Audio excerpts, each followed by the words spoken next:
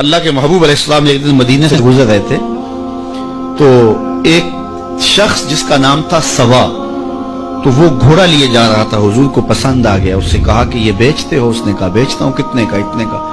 کہا کہ رکو میں اس کی قیمت لے کے آیا اور تمہیں دیتا ہوں۔ کسی نے اس کو رکے ہوئے دیکھا تو پوچھا یہاں کیوں کھڑے ہو؟ اس نے کہا مسلمانوں کے نبی سے اس گھوڑے کا سودا ہو گیا ہے، تو وہ قیمت لینے گئے۔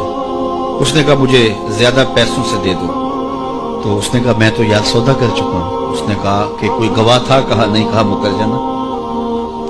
اس کو پیسوں کی لالچ آ گئی، اس نے کہا ٹھیک ہے۔ حضور اتنے میں قیمت لے کے پہنچ گئے، تو اس نے کہا میں نے تو آپ سے سودا کوئی نہیں کیا۔ حضور نے کہا ابھی تو سودا ہوا ہے۔ وہ کہنے لگا میں نے سودا کوئی نہیں کیا۔ لوگ بھی اکٹھے ہونے لگے، ہجوم بن گیا۔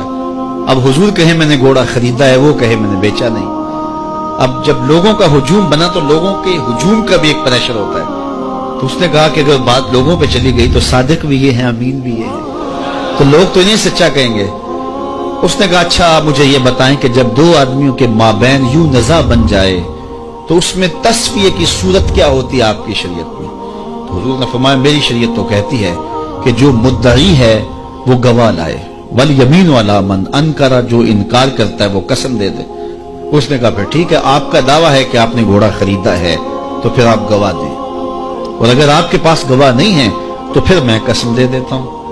جھوٹ اس نے پہلے بول لیا تھا، قسم دینا اس کے لیے مشکل نہیں تھا، اس کو یہ بھی پتا تھا گواہ کوئی نہیں۔ تو اس نے کہا جناب آپ گواہ پیش کر دیں تو میں گھوڑا دے دیتا ہوں جس قیمت پہ آپ بتا رہے ہیں، اور اگر آپ کے پاس گواہ نہیں ہے تو پھر میں قسم دے دیتا ہوں۔ اب بھری بزم تھی، لوگوں کا ہجوم تھا، اور اس نے ایک ایسی بات کی۔ قبل اس سے کہ کچھ دیر گزرتی، حضرت حذیفہ بن یمان الانصاری رضی اللہ تعالیٰ عنہ آگے بڑھے اور کہا کہ گواہی مانگتا ہے؟ اس نے کہا جی میں گواہی مانگتا ہوں۔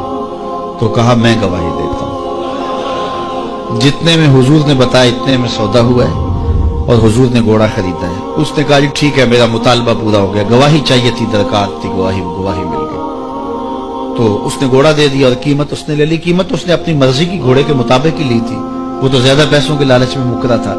تو خیر اس کو راستہ نکلنے کا مل گیا، لوگ ہٹنے لگے تو حضور نے حضرت حذیفہ رضی اللہ تعالیٰ عنہ کو اشارے سے قریب کیا اور کہا کہ تم نے گواہی دی، تم تو موقع پہ موجود ہی نہیں تھے، تو تم نے گواہی کیسے دی؟ تو حضرت حذیفہ رضی اللہ تعالیٰ عنہ نے کہا حضور گھوڑا کیا ہے، آپ کے کہنے پہ تو ہم نے رب کی گواہی دے دی، ہم نے رب کو دیکھا تھا، آپ نے کہا نہ ہے تو ہم نے مان لیا، تو یہ گھوڑا کیا ہوتا ہے؟ تو حضور نے حضرت حذیفہ کا ہاتھ پکڑ کے فضا میں بلند کیا اور لوگوں کو کہا جانے والوں رک جاؤ۔ لوگ ٹھہر گئے۔ کہا کسی عدالت کچہری میں گواہ کی ضرورت ہو تو میری شریعت 2 گواہ مانگتی ہے، لیکن جہاں میرا خزیمہ ہوگا، ہاں حذیفہ نہیں، خزیمہ بن ثابت انصاری رضی اللہ عنہ، جہاں میرا خزیمہ ہوگا وہاں ایک ہی گواہی 2 کے قائم مقام ہوگا۔ فیض پہنچا اے رضا احمد پاک کا، ورنہ ہم کیا جانتے خدا کو۔